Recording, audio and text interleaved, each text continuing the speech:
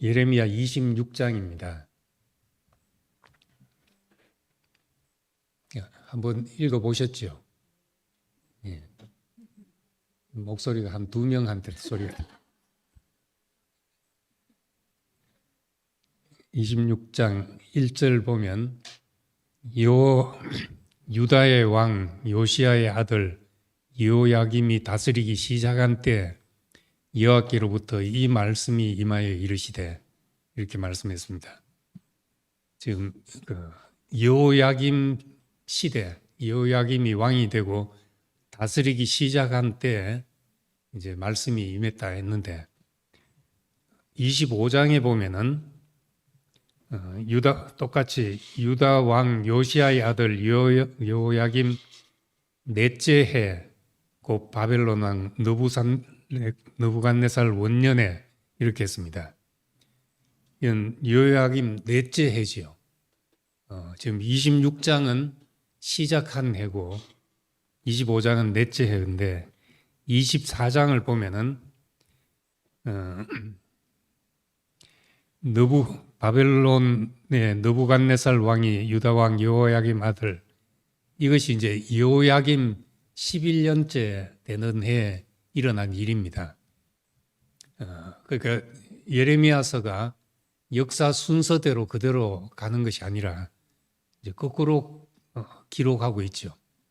여호야김 11년째 바벨론 포로도 잡혀갈 때, 그리고 25장에서는 여호야김 넷째 해 바벨론 느부갓네살 왕이 즉위하던 때, 그리고 26장 오늘 볼 말씀은 여호야김 다스리기 시작한 해, 이렇게 하니까 우선 이제 역사 순서가 아니라는 것을 알 수 있고, 뭔가 이제 중요한 말하고 싶은 것에 따라서 배열된 그런 것이란 걸 알 수 있습니다. 처음 1장을 볼 때, 예레미야 1장에 이제 요시야 왕 시대에 요시야가 다스린 지 13년 되던 해, 그때 여호와의 말씀이 예레미야에게 임하였다, 이렇게 말했습니다. 그리고 이 요시야 왕이 31년 동안 다스렸으니까 이제 그 다음 왕이 될 때까지 28년 동안, 그러니까 13년이 지나고 18년 동안 말씀하고 나서 지금 여호야김 시대에 시작하던 해, 이렇게 말하는 것은 이제 왕이 바뀌었으니까 뭔가 이제 선지자의 상황도 달라졌다는 것을 우리가 짐작할 수 있습니다. 이스라엘 왕들, 우리 조선 왕들도 다 기억을 못 하는데 무슨 이스라엘 왕들까지 다 기억해야 되나? 다 알 필요 없고, 이제 중요한 이제 굵직굵직한 왕들만 기억해 놓으면 기억해 놔도 됩니다. 근데 요시야 왕은 유다 역사 가운데 굉장히 중요했던 왕입니다. 종교 개혁이라고 할 만큼 사회 분위기를 완전히 바꾼 그런 왕이었습니다. 성전에서 두루마리 책을 발견하고 그것을 이제 읽게 하고, 그것을 듣는 동안에 통곡을 하면서 이제 울었다, 그렇게 말하고 있으니까 하나님 말씀을 봤을 때 이 사회가 얼마나 빗나가 있는지를 이제 발견한 왕이죠. 그래서 그의 재임 기간 동안에 전에도 이런 왕이 없었고 후에도 이런 왕이 없었다고 할 만큼 큰 이 사회를, 나라를 바로 되돌리는데 큰 역할을 했던 그런 왕입니다. 열왕기 하할 때 다 했지만은 기억이 안 나는 게 정상이죠. 너무 슬퍼하지 마시고, 이런 이제 왕이 애굽의 바로 느고 왕이 바벨론을 치기 위해서 올라오는데 거기에 나가서 싸우다가 전사를 했습니다. 뜻밖의 죽음이고 어찌 보면 이제 의의 없는 죽음이죠. 너그 왕은 이제 이스라엘을 치러 온 게 아니다.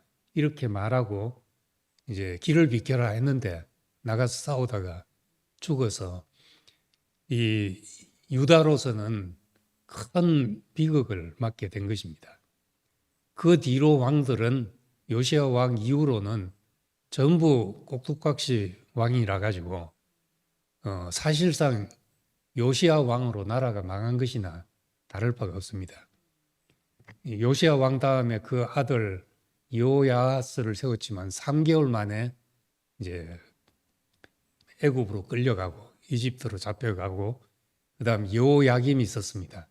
지금 26장은 여호야김 원년의 이야기니까 여호야김 왕이 들어섰는데 이 왕은 바벨론 이집트에 느고 왕이 세운 왕입니다. 그러니까 이집트의 꼭두각시처럼 세운 왕이니까 아무런 힘이 없었고 그럼에도 불구하고 그 타락해서 자기 하고 싶은 대로 했던 왕이니까 없는 이만 못한 그런 왕이었죠. 예, 그 다음에 이제 여호야긴, 히스기야 있었지만 전부 다 이런 바벨론의 꼭두각시 왕들이었으니까 이 요시야 왕 이후로는 실제적으로 나라가 망한 것이나 다를 바 없는 그런 상황이었습니다. 근데 요시야 왕 13년에 예언을 시작했는데 그때는 나라가 바로 되어 가고 있을 때잖아요. 바로 되어 가고 있을 때인데 이제 멸망을 예고했으니까 정말 뭔 사람들이 볼 땐 생뚱맞은 예언일 수도 있었습니다. 그럼에도 불구하고 요시야 왕은 하나님의 말씀 앞에 있는 왕이었기 때문에 그 당시는 사실은 큰 박해가 없었다고 볼 수 있죠. 그 앞에 이제 여기 이 아나도 사람들이 죽이려 했던 일도 나오고 한데 이 예레미야가 시기적으로 역사 순서대로 배열된 책이 아니라는 것을 오늘 24, 5, 6장을 통해서 우리가 본다면은 실제적으로 죽이려 하고 생명의 위협을 느낀 것은 요시야 왕 시대가 아니고 여호야긴 시대에 일어났던 그 이후로 일어났던 일이죠. 그러니까 오늘 읽은 여호야김이 다스리기 시작한 때 여호와의 말씀이 임하였다 이렇게 말한 것은 예레미야로서도 큰 이제 전환점을 맞은 시점이 된 것입니다. 요시야 왕 시대에 그래도 하나님을 경외하는 왕이 있을 때 예언한 것과 이제 전혀 그런 것과 상관없는 왕이 있을 때 예언한 분위기는 다르죠. 근데 이제 이때 성전 뜰에서 예배하러 모인 자들에게 말씀을 했다 그랬습니다. 이때도 예배하는 자들이 있었죠. 타락한 시대도. 물론 어느 시대나 그 속에는 정신 바로 바뀐 사람들이 이제 있게 마련이고, 뭐 성경의 표현으로는 다 치우쳐 한 가지로 무익하게 되고 선을 행한 자가 없나니 하나도 없다 이런 표현이 있지만은 어떤 사회든지 또 어떤 단체든지 그게 다 집단적으로 잘못되고 있다 하더라도 그게 이제 정신 바로 선 사람들도 끼어 있을 수 있는 게 일입니다. 그래서 우린 어떤 사회든지 단체든지 범주화해서 저거 다 잘못됐다 이렇게 말하면 또 문제가 있을 수 있으니까 그 속에도 어떤 다른 사람이 있을 수 있고 그래서 다 통틀어서 여긴 이렇다 저긴 저렇다 이렇게 말할 수가 없다는 걸 알 수 있습니다. 그리고 이제 3절에 이 예레미야가 한 말을 요약하자면은 혹시 각각 그 악한 길에서 돌아오리라. 그들이 듣고 혹시 각각 그 악한 길에서 돌아오리라. 그리하면 내가 그들의 악행으로 말미암아 그들에게 재앙을 내리라 하신 뜻을 돌이키리라. 이렇게 말했습니다. 지금 예레미야가 받은 예언의 요지는 늘 이런 거죠. 너희가 돌아오라. 하나님 앞으로 돌아오라. 그럼 내가 재앙을 내리겠다 했을지라도 그 뜻을 돌이키겠다. 이런 내용입니다. 근데 왜 이렇게 말하나? 하나님이 일하시는 분이니까 하나님이 그냥 좋은 뜻을 가지고 있으면 알아서 하면 되는데 왜 꼭 우리가 이렇게 해야 하나님이 움직이시나 하는 물음을 던질 수가 있습니다. 이사야서 우리가 지나왔는데 이사야서 62장 6절에 내가 너의 성벽 위에 파수꾼을 세웠다. 그리고 그 파수꾼들을 향해서 너희 여호와로 기억하시게 하는 자들아 너희는 쉬지 말며 또 그로 하나님으로 말미암아 쉬지 못하시게 하라 이렇게 말합니다. 파수꾼을 세우고 하나님이 파수꾼을 세웠는데 파수꾼을 세운 게 나로 쉬지 못하게 하라. 나로 하여금 일하게 하라. 이런 주문을 한다. 너희가 이 파수꾼을 세웠다는 것은 선지자를 세웠단 말이고 이 선지자들로 하여금 쉬지 않고 하나님께 구해서 하나님으로 하여금 쉬지 못하게 하라. 그렇게 말했습니다. 하나님은 늘 움직이시는 분입니다. 우리가 구약을 보면서 말하지만은 고정되어 있는 분이 아니고 사람은 자꾸 고정시키려고 하고 성전을 짓고 예루살렘이라는 틀을 잡고 고정시키려고 하는데 하나님은 고정되어 있는 분이 아니란 겁니다. 그리고 오늘 이랬다 할지라도 내일 저럴 수 있는 분이다. 이것이 이제 하나님의 독특한 성품이라고 말할 수가 있습니다. 그래서 우리는 이제 성경을 볼 때 성경은 사람의 행위, 사람이 뭘 잘했고 뭘 잘못했고 이걸 말하려는 역사가 아니라 하나님의 행위를 말하려고 하는 하나님의 역사라는 이야기를 계속 반복해서 해왔습니다. 사람이 뭘 했나 이걸 보면 별 볼 게 없는데 그 이제 엉터리 같은 사람들 속에서 하나님이 그 인생에 뭘 하셨냐를 보면 그것이 우리에게 양식이 되고 하나님 말씀이 됩니다. 지난 일요일도 이제 이야기를 했지만은 이 말은 우리 뒷짐지고 앉아 있으라는 말이 아니고 지나온 날을 돌아보면서 고백하는 말입니다. 내가 살았는데 열심히 살았는데 지나온 날을 내가 돌아보니까 내가 한 것이 아무것도 없고 하나님이 하셨구나. 이것은 우리의 신앙 고백이지 어떤 원리로 그냥 내가 아무것도 안 해도 된다. 그냥 하늘에서 뭐가 떨어지는지 보자. 이런 얘기가 아니라는 말이죠.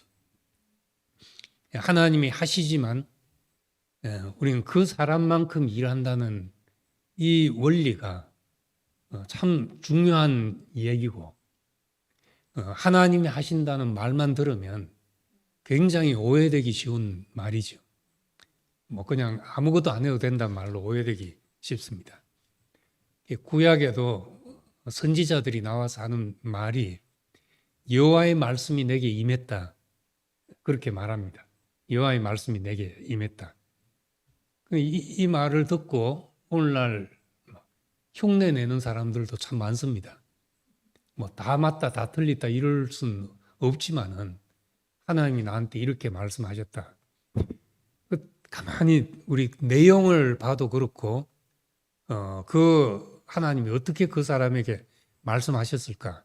그걸 우리가 생각해 봐도 그렇고, 하나님이 말했다고 말하는데 그 내용은 결국 그 사람이 살고 있는 시대, 그 사람의 쓰는 언어, 그 사람의 관심 영역, 이걸 벗어나지 못한다는 것을 우리가 쉽게 볼 수가 있습니다. 예언한다든지 무슨 하나님이 직접 자기한테 말씀한다는 사람들이 이야기를 들어보면은 그런 걸 쉽게 볼 수 있죠.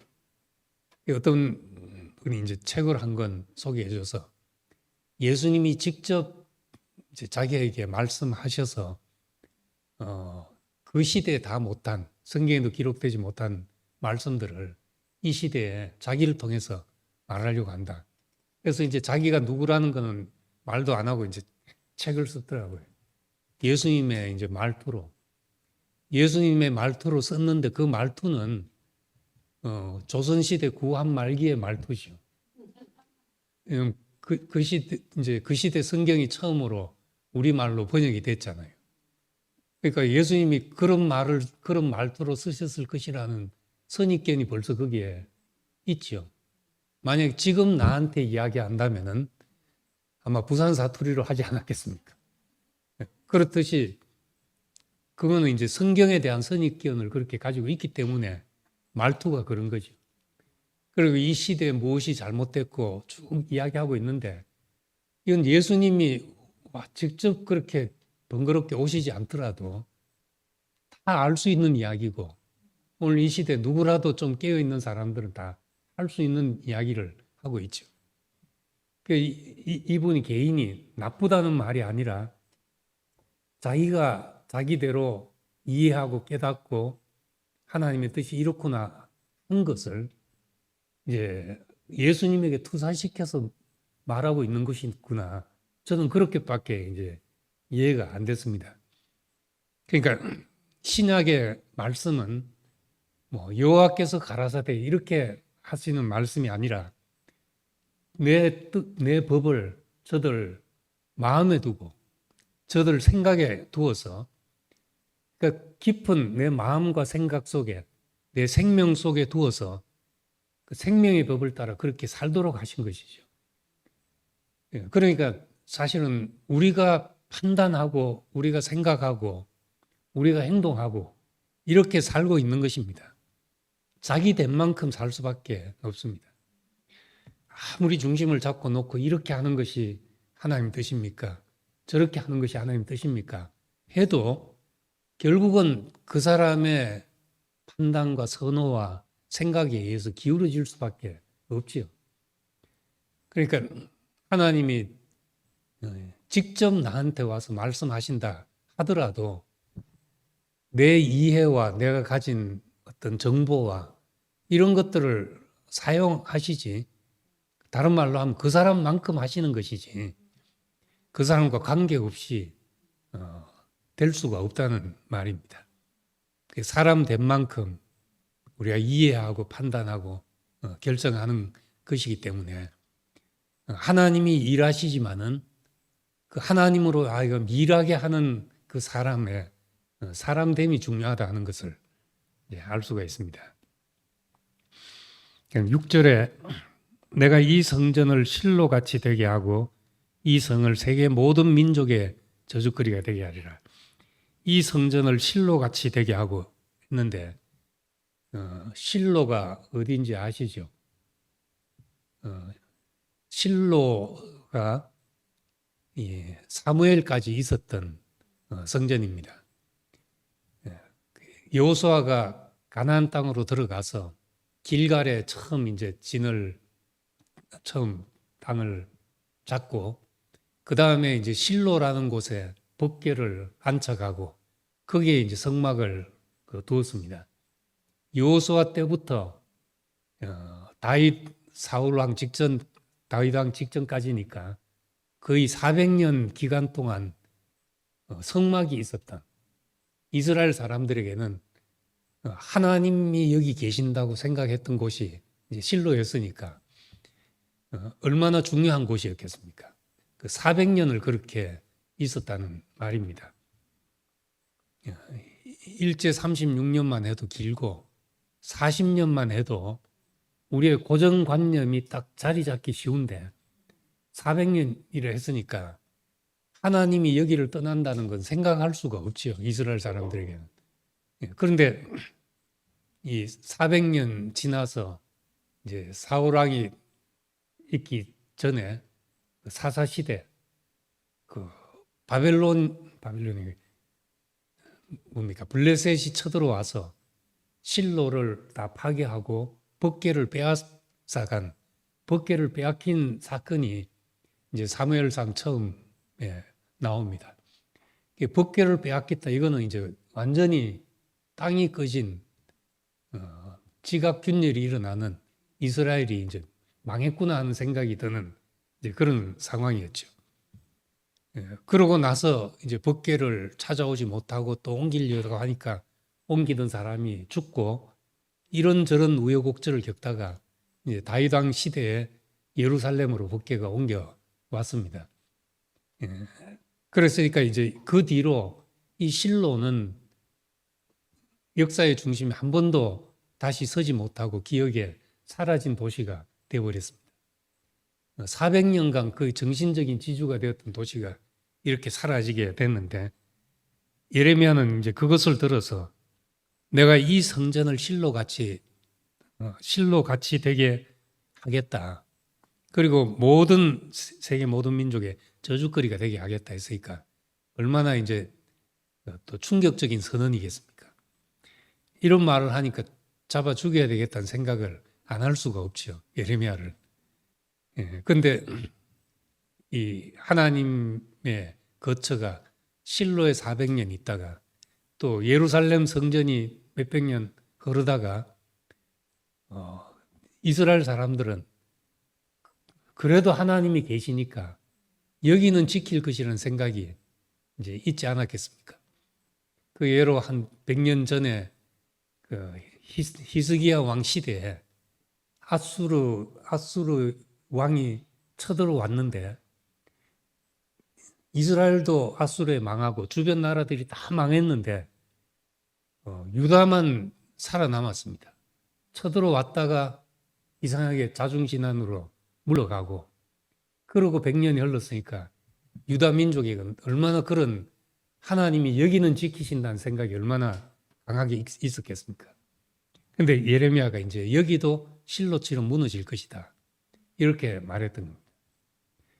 우리가 구약의 입장에서 보면은 이스라엘 백성이 타락했기 때문에 하나님은 뭐 이 성전이라고 봐주고 이런 거 없다. 이렇게 선지자가 하는 말이지만은 신약의 경륜 안에서 본다면은 400년 된 실로 성전 성막도 무너지고 또 300년 이상 또 역시 400년 가까이 흐른 솔로몬 성전도 또 역시 이제 바벨론 침공으로 다 무너지게 되고 그래서 결국 땅에는 어떤 것도 어떤 형태로도 여기가 하나님의 거처다, 여기가 하나님 나라다 이렇게 말할 수 없게 하신다는 겁니다.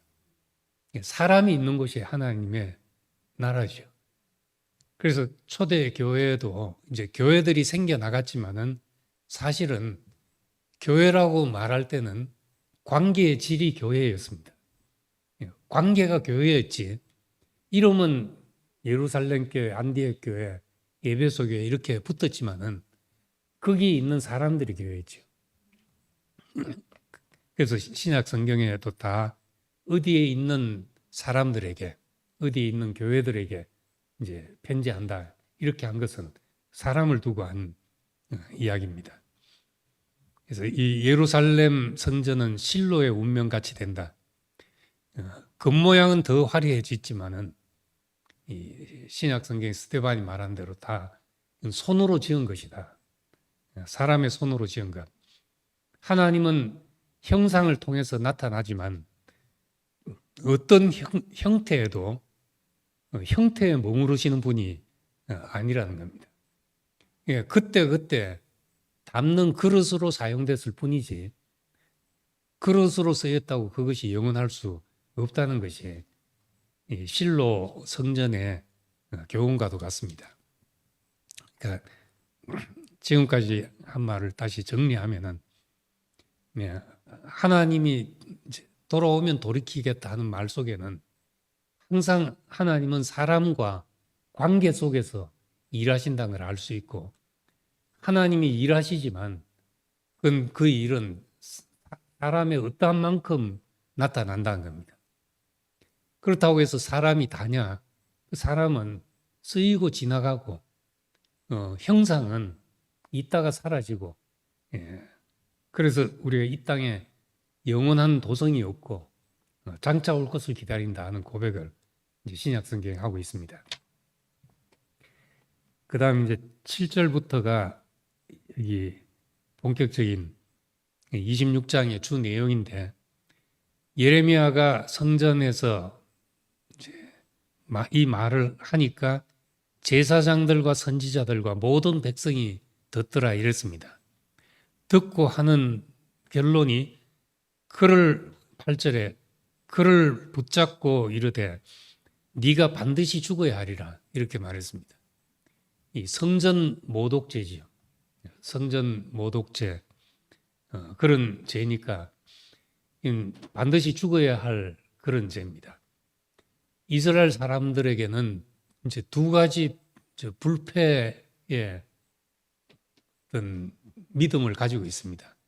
하나는 성전은 절대 무너질 수 없다. 하나님이 계시는 곳이니까. 두 번째는 다윗 왕조를 영원하겠다고 했으니까 다윗 왕조는 무너지지 않는다. 이것이 지금 이제 여호야김 시대까지도 명맥상은 다윗 왕조가 무너지지 않고 있었던 것이죠. 근데 이것이 무너진다고 하는 것은 정말 그 시대로는 돌 맞아 죽을 일이었습니다. 성전이 무너질 것이고 다윗 왕조가 망할 것이다. 이건 들을 수 없는 이야기였죠. 그래서 제사장들과 선지자들과 모든 백성이 그를 잡아서 반드시 죽여야 한다. 이렇게 말했습니다. 그때 이제 10절에 보면은 유다 고관들이 이 말을 듣고 왕궁에서 여호와의 성전으로 올라가서 이제 앉았는데 제사장과 선지자들은 이건 하나님을 섬기는 사람들이잖아요. 이 사람들은 예레미야가 죽는 것이 마땅하다고 지금 의견을 내고 있습니다. 그런데 12절에 예레미야는 그 상황에서 너희가 나를 죽일 수도 있다. 그렇지만 하나님은 나한테 이렇게 말씀하셨다. 그리고 너희가 나를 죽일 수도 있고 다 할 수 있지만은 나를 죽이면 너희는 무죄한 피를 흘려서 이 이스라엘에게는 돌이킬 수 없는 죄악이 될 것이다 하는 이야기를 담대하게 합니다. 그러고 나서 이제 16절에 고관들과 백성들이 제사장들과 선지자들에게 이야기를 합니다. 지금 둘로 나눠졌습니다. 제사장과 선지자들은 이 예레미야를 죽여야 된다고 하고 있고, 고관들과 이제 백성들은 오히려 반대로 이제 예를 들어서 이야기를 합니다.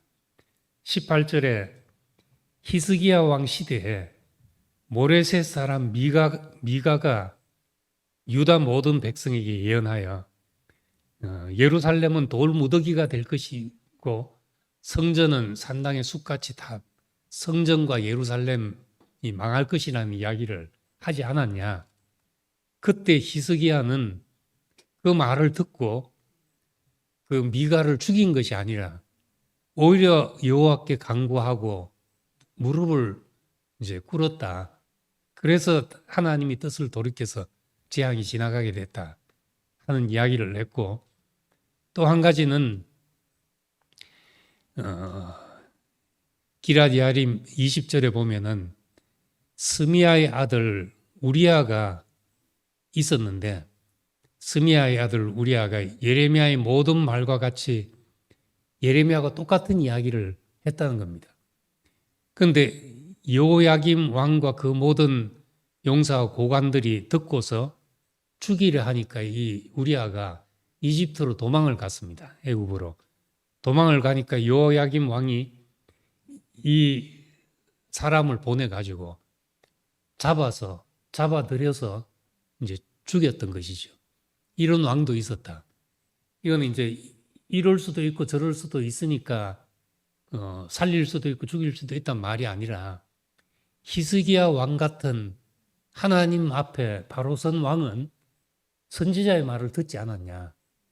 그런데 여호야김 왕 같은 왕을 봐라. 선지자의 말을 안 듣고 도망간 선지자까지 잡아 죽였다. 그러니 뭐가 되겠냐. 이런 얘기입니다. 이런 얘기를 하면서 이 예레미야를 살려주려고 했던 거죠. 그러니까 선지자들과 제사장은 왜 죽이려고 했는가? 자기들이 하나님 전문가들인데 하나님께 말씀을 받았다고 나왔다고 하니까 뭐라 그럽니까? 하늘에 두 개의 태양은 없다는 식으로 그런 질투와 어떤 자기의 기득권을 침해받는 그런 이유가 어느 시대나 옳으냐 그러냐보다도 더 실제적인 행동 지침이 되는 거죠. 근데 고관들은 이건 또 다르잖아요. 이런 우려를 또 대비해야 되고. 그래서 이 고관들 가운데 24장에 사반의 아들 아이감의 손이 예레미야를 도와주어 그 백성의 손에 내어주지 아니하여 죽지 못하게 하니라. 그래서 또 예레미야는 살아서 말씀을 하게 됐습니다. 근데 사반의 아들 아이감이 누군가 찾아보면은 쉽게 찾을 수 있는데 열왕기하 22장에 요시야 왕이 개혁을 할 때 처음 대제사장이 성전에서 발견을 하고 그 두루마리 성경책을 발견하고 그 발견한 책을 사반에게 갖다 주었습니다. 사반이 요시야 왕에게 가서 그걸 읽어줬습니다. 하나님 말씀이 이렇습니다. 그때 이제 요시야가 통곡을 하고 울었다는 이야기가 나오고 그 책을 이제 사반의 아들 아이감과 또 대제사장에게 주어서 자세히 연구하도록 하라. 이렇게 했습니다. 그러니까 이 사반의 아들 아이감은 이 요시야 왕 시대 그 종교개혁이 일어나던 시대에 왕에게 특별히 성경책을 받아가지고 하나님의 말씀을 깊이 연구했던 사람이죠. 그러니까 이 예레미야의 이야기를 듣고 예레미야가 하나님의 말씀을 하고 있었다는 것을 알 수 있었던 것입니다. 이 사람의 손에 의해서 또 보호가 돼서 예레미야가 살 수 있었다는 이야기를 26장에서 합니다. 그러니까 참 하나님의 손길이라는 것은 누구를 통해서 나타날지 모르는데 이런 사람이 예레미야 앞에 있어서 또 하나님의 말씀에 명맥이 흐르도록 하고 있다는 걸 봅니다. 이 사반의 아들 아이감은 그 시대에 하나님의 말씀을 가장 가까이 한 사람이었다. 그렇게 볼 수 있고 우리는 하나님의 말씀을 전하다가 여기 미가처럼 정말 회개를 일으키고 살 수도 있고 우리아처럼 반발을 일으켜서 죽임 당할 수도 있습니다. 사도행전에 보면 베드로가 설교를 했는데 3,000명이 회개하고 또 그 다음 5,000명이 회개했는데 스데반이 훨씬 더 강펀치를 날렸는데 돌 맞아 죽게 됐다는 거죠.